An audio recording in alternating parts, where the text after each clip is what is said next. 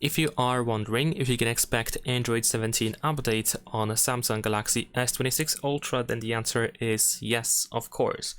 Depending when you are watching this video, you might already have the Android 17 update ready for you. So if that's the case, if you want to try it out, if you want to check if you do have one, then of course we can go to the software update over here and see if there is a new update waiting for you.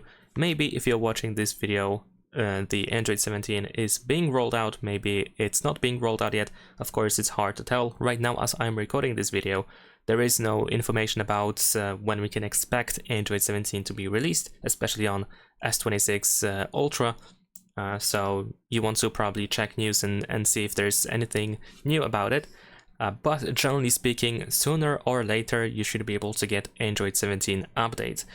We have been promised that we will receive up to 7 major Android updates, which means that Android 17 is of course included.